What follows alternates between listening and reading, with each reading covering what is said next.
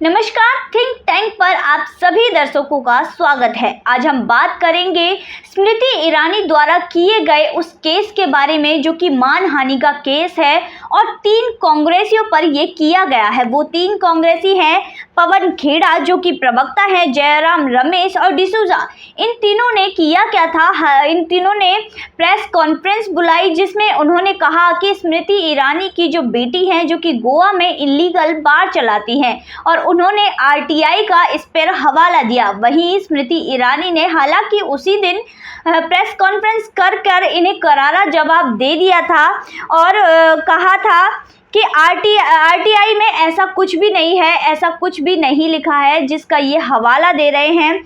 और उन्होंने ये भी कहा था कि उस आरटीआई में उनकी बेटी का नाम ही नहीं है। हालांकि ये बात सही भी है। स्मृति ईरानी से गांधी परिवार की टक्कर चल रही है। स्मृति ईरानी ने सीधे गांधी परिवार को टक्कर दी है, तो इसी वजह से गांधी परिवार की आंखों में स्मृति ईरानी कांटे की तरह चुभ रही हैं। इसी के चलते कांग्रेस ही स्मृति ईरानी पर जो है निशाना साधे हुए हैं।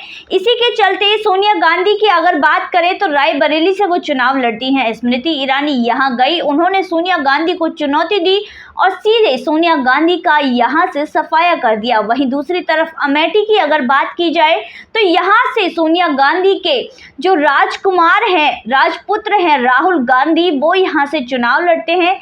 यहाँ भी स्मृति ईरानी गई और जो राजकुमार राहुल गांधी हैं वो जो है वायनाड भाग गए, जिससे पूरा गांधी परिवार सोनिया गांधी, राहुल गांधी और बाकी गांधी परिवार की आंखों में स्मृति ईरानी चुभने लगी, जिसके चलते उन्होंने उन पर जो है तंज कसना शुरू कर दिया। इसी के चलते इनकी बेटी पर आरोप लगाया गया 3 कांग्रेसी लोगों के द्वारा, जिसमें उन्होंने कहा कि उनकी बेटी इनलीगल बार चलाती है। पर यहाँ पर कांग्रेसियों की छोटी सोच का पता चलता है कि उनकी सोच कहाँ तक है। अगर किसी के बच्चों का कोई भी राजनीति से कोई संबंध नहीं है और वो पढ़ाई कर रहे हैं तो उन बच्चों को टारगेट करने का जो मौका है, जो ये इल्ज़ाम है, ये किस बिना पर उन पर लगाया गया। उन बच्चों को डिस्टर्ब नहीं करना चाहिए, उनको इस मामले में घसीटना नहीं चाहिए। आपकी राजनीतिक रंजिश स्मृति ईरानी से है तो उन तक आप सीमित रहिए, पर किसी के बच्चों को इस तरह ऐसे कार्यवाही में घसीटना, ऐसी केस में घसीटना बहुत ही बुरी बात है, जिससे कांग्रेसियों की औकात अब यहाँ पर पता चल रही है। वहीं दूसरी तरफ अगर बात करें हाई कोर्ट की, तो दिल्ली हाई कोर्ट ने इस पर जो कांग्रेसी है इस पर इनको करारा जवाब दिया है और एक बहुत बड़ा झटका भी इन्होंने दिया है।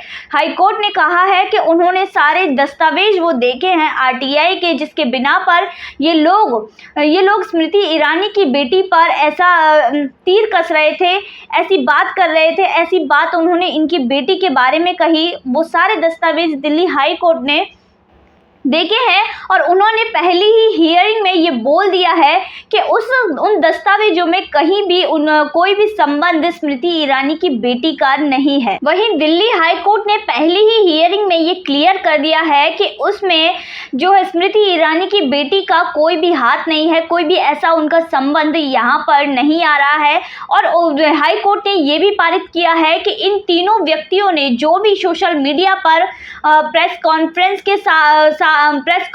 करते हुए या अलग ट्विटर, फेसबुक या यूट्यूब पर जो भी ऐसे जो वीडियोस डाली हैं या फिर जो भी ऐसे बयान दिए हैं, लिखित में पारित किया है, उन सब को तुरंत डिलीट कर दिया जाए। अब हाई कोर्ट में ये भी बात कही है कि 2 करोड़ रुपए वह मानहानि के रूप में कोर्ट में जमा कराएं या फिर उन्हें सजा होगी। तो ऐसी बात दिल्ली हाई कोर्ट ने की है। सोनिया गांधी को अब इस पर कुछ कहना चाहिए। सोनिया गांधी को क्यों कहना चाहिए? क्योंकि कांग्रेस पार्टी के बारे में सभी जानते हैं कि कांग्रेस में बिना गांधी परिवार की अनुमति के एक पत्ता भी नहीं हिलता। तो यहाँ पर इतना बड़ा बयान देने के लिए जरूर सोनिया गांधी की या उनकी जो राहुल गांधी है या उनके परिवार की जरूर ही कोई रजामंदी रही होगी। जिस तरह उन्होंने जो प्रेस कॉन्फ्रेंस में जिस तरह वो तीनों हंस कर बातें कर रहे थे, जिस तरह बातें की जा रही थी, उससे साफ पता चलता है कि इसमें सोनिया गांधी का ज़रूर हाथ है।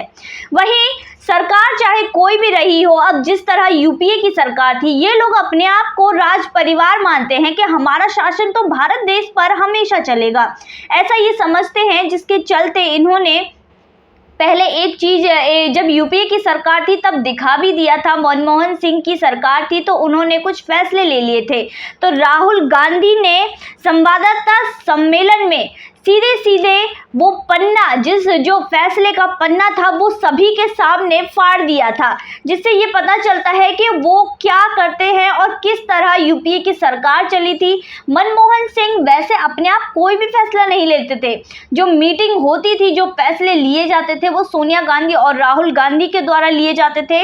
मनमोहन सिंह बस नाम के प्रधानमंत्री थे, पर उन्होंने प्रधानमंत्री वाला कोई काम ही नहीं किया। मैंने तो खैर उनकी आवाज़ ही नहीं सुनी थी, हमेशा चुप चुप रहते थे, बोलते ही नहीं थे, ऐसे वो प्रधानमंत्री थे।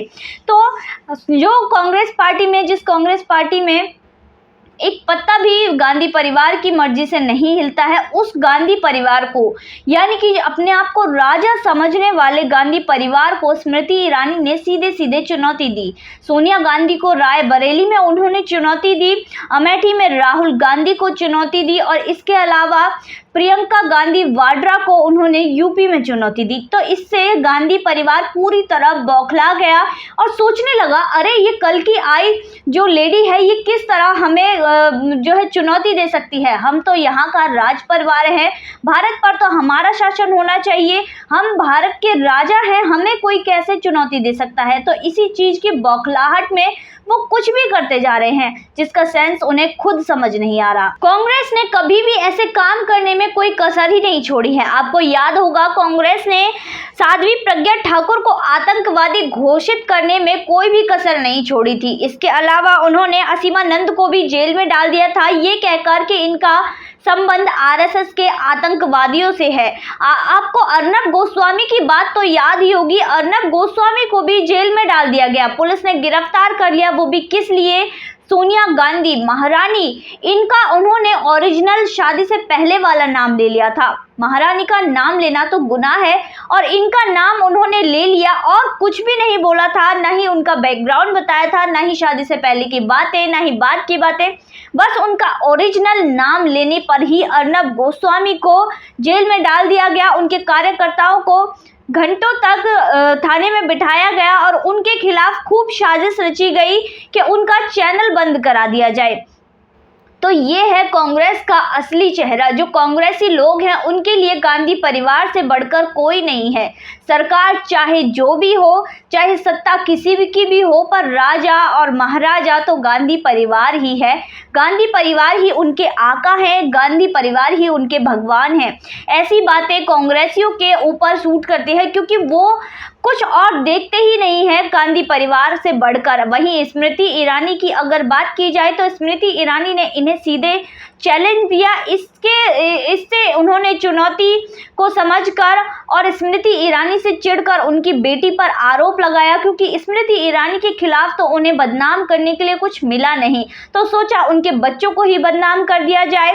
तो इसलिए उन्होंने उनकी बेटी पर इल्ज़ाम लगा दिया। आपको 2014 की बात याद होगी, जब स्मृति ईरानी को मोदी सरकार में शिक्षा मंत्री बनाया गया था, तब भी स्मृति ईरानी को टारगेट किया गया था कि इनकी डिग्री देखिए, इन्हें तो कुछ आता ही नहीं है, कुछ इन्हें पता नहीं है, ये कैसे बन सकती हैं शिक्षा मंत्री। तो इस तरह की बातें बहुत ही फैलाई गई थी, बहुत ही बनाई गई थी। तो आज की वीडियो में बस इतना ही, फिर मुलाकात होगी ऐसी ही इंटरेस्टिंग वीडियो के साथ।